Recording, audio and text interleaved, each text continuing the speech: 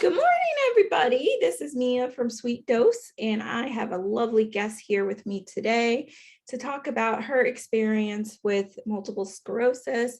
Her name is Jocelyn Harris, and we are so happy to have you here this morning, Jocelyn. I'm going to turn it over to you so you can formally introduce yourself and kind of go into a little bit about your multiple sclerosis and how it impacts your life. Sure. Okay. Well, thank you, Mia. Thank you for having me. I'm so grateful to be here. Again, I'm Jocelyn Harris. I was diagnosed with multiple sclerosis in 2012. Oh, wow. So you've had it. Yeah. And at that time, I was having like my whole right side would just go numb. I had no idea what was going on, and I just ignored it. Oh, wow. And how long did you ignore the symptoms? I would say maybe like a couple weeks or so. Okay. And then one weekend I started having it because it was like sporadic.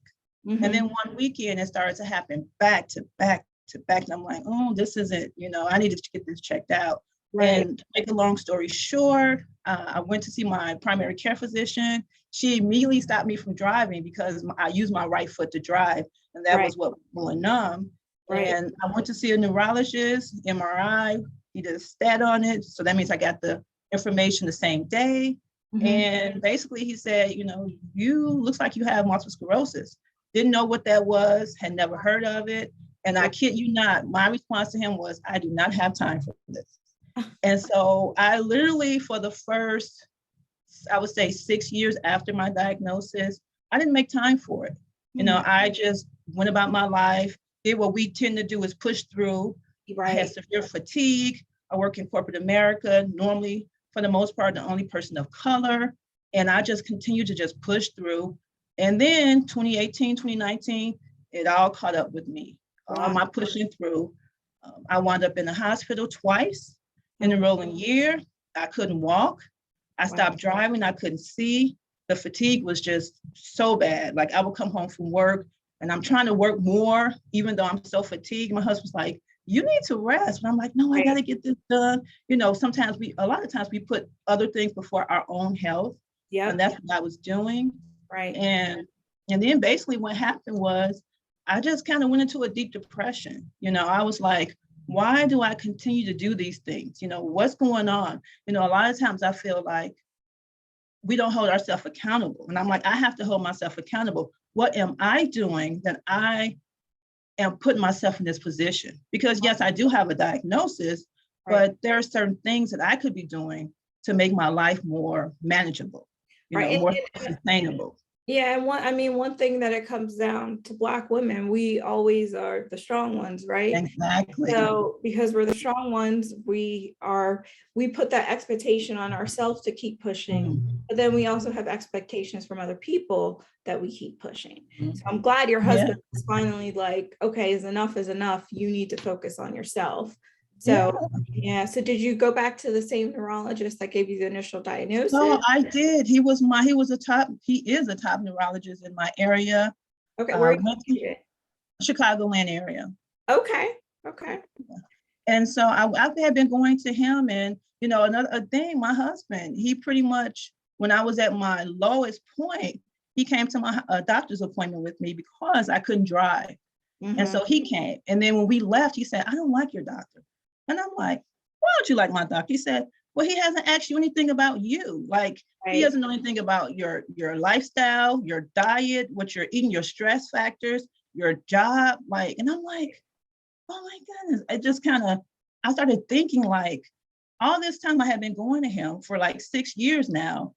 Every time I went for an issue, it was just medication. Not once did anyone say to me like, Jocelyn, well, what's your stress level like? Well, what's your job? What's your home life like? Like, these are all the things we have to take into consideration when we have an MS diagnosis. Yeah, they're all factors. Yeah, exactly. And so I just started kind of going back and like, I was on so much medication. It was just crazy. Were you taking DMTs or? At that time I was on Copaxone. Okay. Yeah, at that time I was. Okay. And so you give yourself shots, right? Daily, right. You give yourself daily injections. Yeah. Yep. And so I was doing that. And then going back to 2019, I just started like, just pretty much, I went into a deep depression. I started really thinking things through, like, what can I do myself? Right. I can't control the diagnosis at that moment, but what can I do to make my life more, sustainable? Because at that time I wasn't, Right. I couldn't, like I said, I wasn't able to drive. I was just not at a good place, And so as I started to lift myself up, I saw a therapist. I started doing a lot of reading and self-reflection. And what I realized was, through my reading and research, is a lot of it is in our diet and lifestyle. So I made a huge diet lifestyle change. I stopped eating anything inflammatory. I cut out. I cut out. What are some of the things you cut out? Sure. Processed foods, highly inflammatory, unnecessary sugar. Right. Is you're feeding the inflammation. All multiple sclerosis is inflammation. That's what it is. And so every time we're putting these foods in our bodies, we're feeding it. So I stopped feeding the inflammation. Processed foods, meat, certain meats, with the meats, they inject it with all the antibiotics, and it's just a whole lot of things. So I just had to let things go. Also started to let stress go. Like, if I can't control it, I'm not going to worry about it. I let certain people go. I love certain people from a distance, like, because you have to be mindful of your environment when you're dealing with this diagnosis. Yeah, because people can be toxic and they can bring you down. Yeah, exactly. People can be toxic, jobs can be toxic. It's just so much you have to just be mindful about, if you want to live a more sustainable life. And so that's where I was. And it's just amazing. Once I changed my diet, my lifestyle, started like meditating, I started waking up to the sunrise, watching the sunrise. I mean, just so many things I started to do. I saw my health just do a 180. I'm like, oh my, this is 6 years. Nobody told me this. My doctor diagnosed me to have a cane. So I was walking with a cane. I was walking close to walls because I was afraid to fall. I put all my heels away because I thought I would never be able to wear my heels again. So my thing was, why did no one, when I say no one, I mean my neurologist, why did he not tell me the things I needed to do? And then I realized I was asking him to do something that's not his job. Doctors are not trained for nutrition. They're trained not to find the root cause. Their training is involved in helping you feel better. Treat the symptom. Treat the symptoms, exactly. So that's what he was doing. He was I would come in, oh, I can't sleep. Okay, treat that symptom. I was having muscle spasm. Okay, treat that symptom. I was having severe fatigue. Okay, here's modafinil. Treat that, you know what I'm saying? So he was doing what he knows how to do. Exactly. But I had the wrong mindset. And so once I came out of that mindset, I realized I had to become the CEO of my body and not expect a doctor or anyone else to become the CEO of my body. So once I made those changes, like, it's amazing. So are you back to driving and walking? I'm back to driving. I'm back to walking. I'm back to heels. I'm back to dancing. I mean, don't get me wrong. I'm not 100% by no means. My right side will never be 100% from when I was first diagnosed. However, when I look back to where I was 2018, 2019, I've made significant improvements to whereas it's like, for me, it's like, do you want to go back there? And I don't. So that's why I continue to live the way I live. I continue to stay away from inflammatory people, inflammatory foods, inflammatory environments, because I don't want to go back to where I was. Right. So tell me this much. It seems like you have come so far past a lot of things. What is the one thing with MS that you would say you've learned to appreciate? What I appreciate is I feel like this diagnosis has helped me with my purpose. I didn't really know my purpose. I'm degreed. I have 3 degrees. I work in corporate America, really good job, but I was doing what other people expected of me. Right. And through this diagnosis, I've always been one to help people. And so through this diagnosis, what I've learned is what I'm supposed to do is heal myself and assist other people to heal themselves as well. And so in 2019, I became a holistic health and wellness coach, certified holistic health. And I also founded a nonprofit called MS. You probably can't really see it, but MS, I Am the Cure. I love that. But yeah, I founded it. And the reason why I came about with that name is because normally around March, you'll start seeing, find a cure, hope for a cure, where's the cure? And what I realized is nobody's going to cure us. It's so much money in this diagnosis. Nobody's looking for a cure for us. So we have to cure ourselves. MS stands for not only multiple sclerosis, but it stands for myself, mindset, and so many other things. So we have to, like I said, be the CEO of our body and do what we can do so that we can live a more, sustainable life. Right. So what is something that you would give someone, because a little bit about me, a little bit about my story is I was diagnosed in 2020. I was showing symptoms decades before. But kind of like, I worked out too hard because I used to be a really, really big gym person. I used to lift a lot. And I just thought, I worked a little too hard. My muscles are sore. I've always been clumsy. So I just chalked that up to, I'm clumsy. But I currently use a walker or a scooter. And I'm out on disability right now. I don't know when I'll be able to go back to work. So what is something that you would give a person like me, newly coming into this? What information would you give to me to be helpful? Well, the first thing I would say is don't be like me. I never advocated for myself, ever. I just assumed that what my neurologist told me was valid.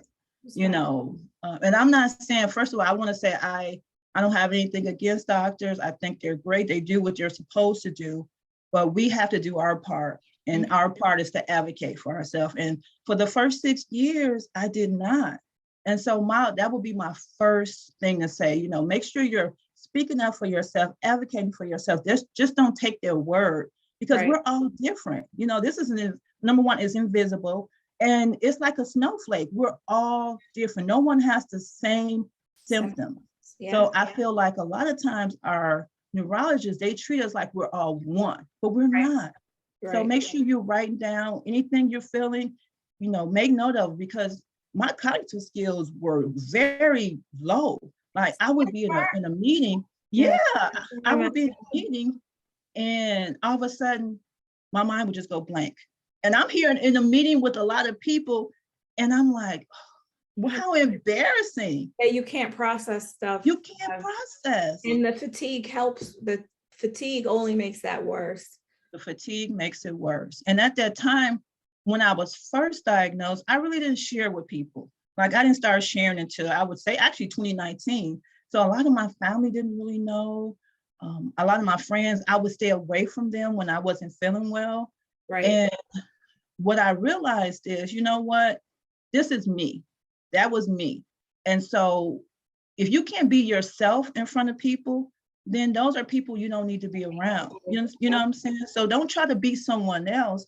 But what I did notice was when I changed my diet and lifestyle, they saw that I stayed away from certain things. I feel like that's when it really triggered them, was like, oh, she really is, quote unquote sick, because I'm not sick, but I'm just saying, and they really started to understand more because I wasn't, when we went out to eat, I wasn't trying to eat what they were eating. We went out to to dance or something like that. I would say, well, let me know because I got to take my nap before we go, so I opened up a lot more to them. And so they started to really understand, and what was going on. And that probably was a relief to them too, and a relief to you where you finally were able to share it, because I can only imagine the burden that it held on you, and having to constantly make excuses for why you couldn't do certain things or make certain events, and people thinking, oh, you're being flaky, but no, I have something that from day to day, I don't know how I'm going to feel. And Yeah. if I am able to be there because I feel well enough, and well enough for us is not It's well enough for everybody else. right, So exactly. if like today, the past week, I just my muscle spasms in my legs has been horrible, waking me up in the middle of the night, turning over, trying to get comfortable, just Yeah, I've been there.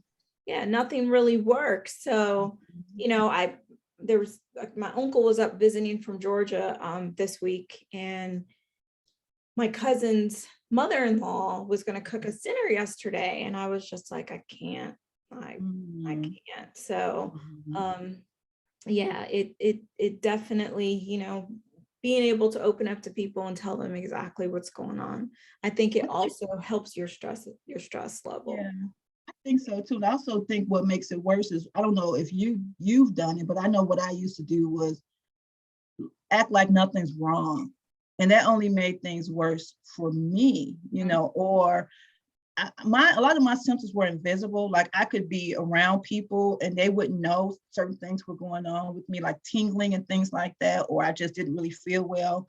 Right. And I would act as if I was fine. But what I'm doing is that's stressing me out. Here I am trying to act like when I'm not, Probably, yeah, it's So probably making you be short with people, exactly. and they think you're just, lashing out at them. Right. No, it's like people don't understand you're in so much freaking pain a lot that, hey, don't take this personal. This isn't Right. about you. It's, you're just, I'm trying to keep pushing and going through the day, but I'm not feeling well. So when Exactly.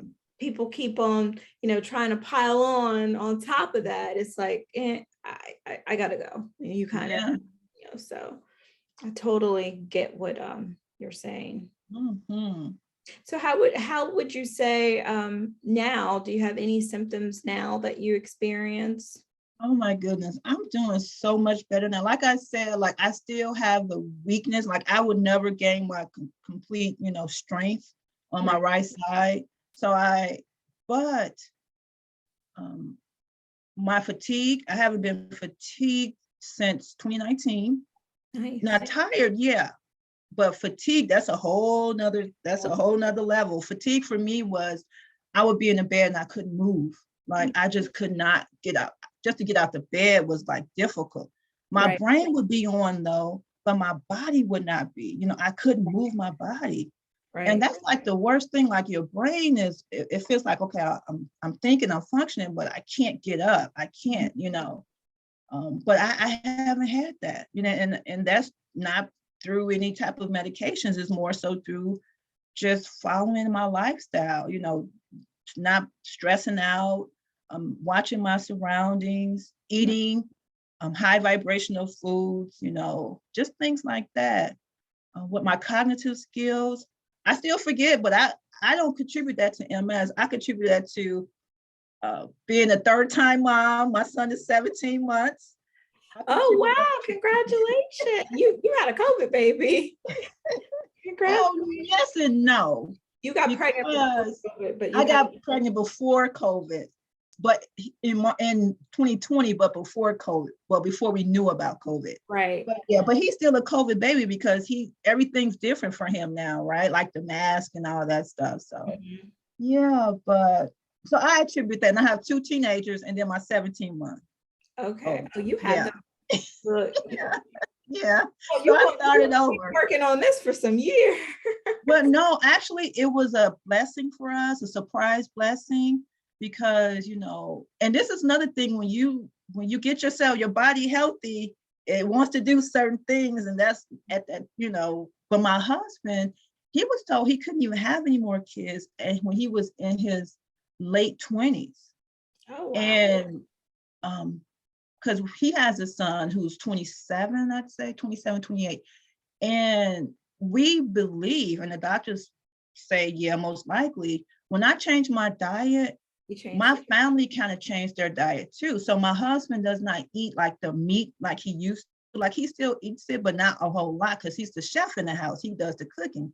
So when I made my changes, it was like, okay, well, we got to follow. They don't have to, but they chose to follow my path. Right. And everybody was eating healthy. And then all of a sudden, we got our blessing. Our Papa is the baby. So we were definitely shocked. Like, wait a minute, here he comes, because my husband is 52 years young, you know, and I'm 46 years young. And but it's a blessing because I'm in a different mindset right now than I was with my girls. Like even how I eat, how I interact with people, just everything. So I feel like the universe has given me an opportunity to do what I love to do, which is increase generational health. So that's my goal, generational health. And through him, like he eats like me. Only meat I will eat is wild caught salmon. And that's the only meat. He's never had meat. Processed foods, I don't give him sugar. I don't give him high fructose for sure. So it's just so much I don't give him. And I feel like, don't get me wrong, my girls are smart too, but I feel like he's even smarter because I'm keeping certain things away from him that I did from my girls. So. That's a blessing. That's awesome. That was awesome. And my pregnancy was, I didn't have any MS issues during my pregnancy. I haven't had any MS issues after my pregnancy because they say, oh, well, after your pregnancy, you know, you may start having a flare. Yeah, no flare. And I attribute it, like I said, to my diet and lifestyle. It makes a huge difference. So if there's anything I could say to any person newly diagnosed, it would say, you might want to change your lifestyle. Not you might, it would benefit you to change it, you know, if you are consuming inflammatory foods, because it makes a huge difference. It really does. Because even like if I decide to have a margarita, because I cut out wine, I cut out drinking in 2019, 2020, I said, okay, I'll have my margarita. But even when I have it, I can immediately feel the difference with your body. Different. Yeah. So it's like when you cut things out and then you reintroduce it, your body quickly is like, okay, you sure you want to do this? Yeah, like that's a trigger for you.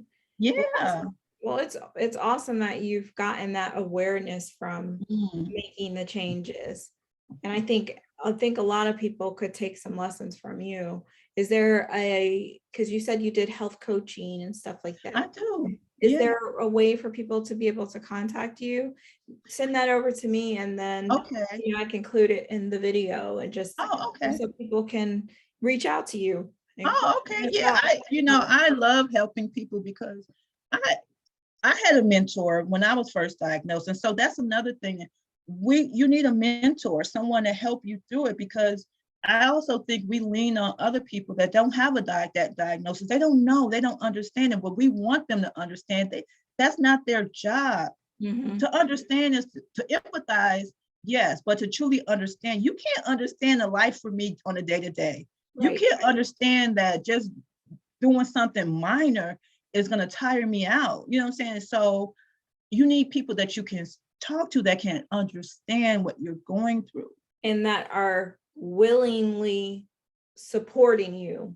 Exactly. What they do. And those people don't, and that's one thing I would say that I've probably learned from this is people that don't support you the way that you need to be supported.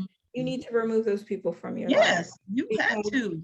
If the shoe was on the other foot, they would have the expectation that you support them, but then they don't support you. So exactly. And I don't care if and I'm sorry if I sound, rude or mean, but I don't care if there's a spouse. I don't care if there's a kid, your children. I don't care who it is, but this is your life. Your life depends on this. And when you continue to surround yourself with this type of people that's putting these undue stresses on you, it's affecting your health. So what's more important? Right. And I tell people constantly, I'm like, look, when they try to start gossiping or telling about somebody else's business, exactly. I don't want to hear it. That's exactly. That's none of my business. I don't want to hear it. Good for you. Yeah, good for you. That's one thing that and also I would say one thing that I've learned from this is life is short. You can hold grudges for the rest of your life. Exactly. The only thing that does to you is hurt you. Yeah. Because you're holding on to pain and anger, Mhm. and all those things stress your body. So Yeah.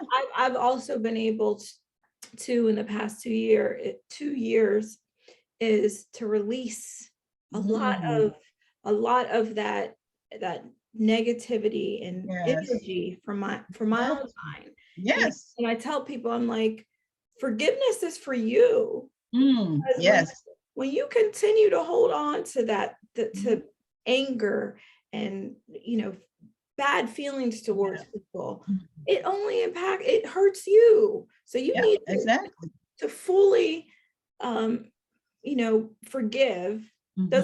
Doesn't mean you have to necessarily have a relationship with that person, Exactly. but removing them from your life, forgiving Mm. them for whatever it is that they did, and move Mhm. forward is the way that you need to be. It is. I agree. And I applaud you because just in speaking with you, you're way ahead of where I was in 2012 when I was first diagnosed. Like I said, it took me 6 years. So people talking like, Jocelyn, you're doing so well, Jocelyn. It took me 6 years after being diagnosed. So that's why if I can catch people sooner, I Right, try my best. And I right. love it when I see people that have, when, because I was in denial. I'm like, I look fine. And Right. people tell you, you look fine.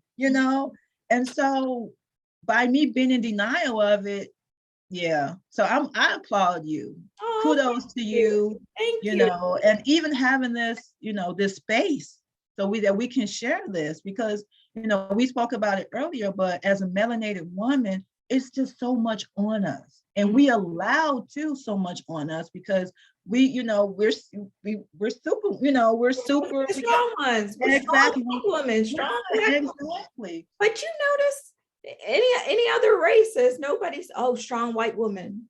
Exactly. Strong Hispanic. Exactly. No, And it's embedded in your head yeah. since you're younger that you fight through, you Mm, keep going because you're the strong black woman. mm, That don't work. It does exactly. not You're work. right. So yeah, And I learned that the hard way. yeah. Hard And way. like for me doing this, with me starting last year and then this year, I told you I wanted to put faces, melanated faces to Mhm. the disease so people can Mhm. become more aware, is it became therapeutic for me. Yeah. Yeah. It almost became a healing for me to be able to do Mhm. this because it helps me to understand myself. But then it Mm. also, my hope is that it also allows another woman or man, and Mhm. especially of color, because this disease is typically known as a white woman's Yeah. disease. So it takes us Exactly. a lot longer to be diagnosed. So my hope with doing all this is that more awareness could be brought to our community and that people can Yes. get diagnosed and Mm. treated a lot sooner, whether that be with medication, Mhm. pharmaceutical, whatever, but then Right. also the health wise of it, the way that Right. you're doing it. So Yeah, I agree. I agree. It's just so important, because also like even I don't know if you've had that experience, but I feel like they treat me differently because I'm melanated when I go. I feel like the doctors also think, have that, oh, you're fine, and I'm like, no, I'm not. I'm mhm. not fine. Did you So that's still something. have the same neurologist? Sorry, I didn't mean to Oh cut no, I got rid of him, girl. you. I Okay, girl. got rid of Good him. girl. I Yes. had to let him go. So I have another neurologist who is so much better and he listens to me. And it's so funny because I go in there, let him know, look, and his only thing is I just have to have my annual MRIs. And he's like, as long as they look fine, I'm not going to push pills on you, Right. just continue to have them. And my last MRI I had, oh my goodness, a lot of stuff that they were seeing before, they no longer see. So that's what I'm saying. There's power in how we think also. Because even before I had my MRI, I kept saying, I am the cure. I am the cure. I kept saying and repeating it over and over again. I'm the cure. I'm the cure. I'm the cure. And then when I get the results, I'm like, oh, wow. I am And the so cure. yeah, I am the cure. And so that's why, we got to be mindful of our thoughts. I see so many people on the Facebook groups, um, the words that they're speaking. You have to be mindful because when you put words out into the universe, you're going to make it come to you. So if Right. you're saying, oh, I hate, or, oh, just be mindful of your words Positive affirmations. I tell people every day, every day. positive affirmations. Yes. You bring a lot to your life by what you Mhm. think. And Yes. It then makes a difference. it does. It Yeah. definitely Yeah. does. I actually have a Facebook group, a private group. Every day I put out an affirmation because I, just like you, I believe in the power of affirmation. You should see my office, my bathroom. Like, I have little sticky notes up there because it works. It works. Yeah. Well, look, let me be part of the group. I want some Yeah. of this. Okay. I'll invite you. Yeah. Thank you. Awesome. It's been such a pleasure speaking Well, with you thank you today. for having me. Yeah, it's when you can have the communication with people and go back and forth, and it's easy, and it's something that you're passionate about, but Mhm. it all flows together. Yeah, So I I agree. I really appreciate you taking your Saturday to sit down with me and talk. So in closing, is there anything else that you feel that is on your heart that you want to say? I just want people to realize, I want to go back to be mindful of your thoughts. Okay. Just be mindful. Be mindful of your surroundings. Be mindful of the people you have in your space. Be mindful of the foods you put in your body. Yesterday I woke up wanting one of my cheat treats, which is a harvest grain pancakes from IHOP. Harvest grain pancakes from IHOP. And then I decided, you know what, do I want to feed the inflammation, or do I want to avoid or get rid of inflammation? So I Right. want to make me a soup. That's what I made. I made a soup. So I'm not saying I'm not going to have my pancakes. Maybe next month I'll have it. But in that moment, I made that decision that, you know what, I'm not going to feed inflammation today. I'm Right. trying to, because I have been feeling tired already lately. Right. But because I've been really, really busy lately. So if I put that in my body, it's only going to make me even more tired. So that's Mhm. what I'm saying. Like, my takeaway, or what I would like to say to people, is be mindful. Be mindful of your thoughts and what you put in your body, because it matters. It makes a huge difference. And advocate for yourself. Yeah, advocating for yourself. Don't just take somebody else's word for it. You know your body. Be the CEO of your body. Advocate. Don't I be love like me. that. I love It that. took Be me the 6 CEO of your body. years. Yeah. Yeah. I love that though. Be the CEO of your body. Yeah. Yep. Health is wealth. So come on now. We gotta take care of ourselves, and we gotta move our bodies. It's funny. I can eat like I have no problem eating, but when it comes to exercise, I'm gonna have to contact you because you said you used to work out a lot. Yeah. When it comes to working out, which is, we need to do that. We have to move our bodies, not only because we have an MS diagnosis, but because as we get older, as women, our bones, we need more calcium. So we have to really make sure we're moving our bodies. So I might have to contact you to give me some Hey, advice. hey, I got you. I got Yeah. you. Because when it comes to the eating, no problem. This whole workout stuff, I'm like, oh. Yeah. I mean, I'm kind of like you were for the first 6 years, where you thought, oh, you can't wear your heels anymore, not able to do a lot of things. So that's kind of like where I'm at right now. Like right now I live in Virginia. Over the summer I'm supposed to be moving to Atlanta with my uncle, just because I've been falling a lot, and it's like, I've definitely, I get it. And also, I don't know if you do it, but journal helped me out. Journaling helped me out tremendously when I started writing, when I started going, just kind of dealing with processing my thoughts and right, putting it on paper. right. So that's something I would definitely recommend to you, as well as other people as well. Start journaling, write down your thoughts. Go back to your childhood. A lot of the stuff that we deal with is from our childhood, the traumas. Traumas that people haven't dealt with. Exactly. I tell people, once you're an adult, what your parents did don't matter. It's up to you to do It's the up work. to you. It's up to you to do the work and the healing for what you Mm, went through. So that's one thing. It's like, I hate it. Like, don't mm, use your childhood as an excuse to being a shitty human being. You know, like Yeah. you're choosing to be a shitty human being and living, you know, those traumas that you had. You're in what's the word? MS. I lost my train of thought. You're choosing to put that off onto other people. So Exactly. yeah. So. Yeah. Yeah. So yeah, this has been wonderful. Thank you so much. I know, I'm gonna give you back your day and cheers to MS Awareness Month, and let us you know, make more and as many people as possible aware of this disease and the resources that are there to help them. Yes, there's so many resources, you know, and great people like you that's spreading the news, spreading the word. You know, do you have a YouTube channel or anything? Or I do. I'll send you the link. I'm gonna put the videos on the YouTube channel. Oh, And okay. I'll also put them on my Instagram. Oh, okay, perfect. Because sometimes with the YouTube, when you post it to Facebook, it doesn't catch a lot of people because of all the algorithms and stuff like that. It's so annoying. So I will post it on YouTube. I'll send you the link, but I'll also post it on my Instagram. So that way, okay, perfect. Yeah, if you have Instagram, you can look. So when do you plan to start posting? So MS and girl, I thought March was this week. Yeah, Tuesday. No, I thought it was last week. Oh, that was last week. Oh, okay. I literally woke up on Wednesday because I have my infusion scheduled for the 2nd. And I woke up and I was thinking, oh, you know, it's my infusion day. I was like, it's the kickoff of MS Awareness Month. I had posted this whole thing about, oh, it's the start to MS Awareness Month. And then I was like, it's still February.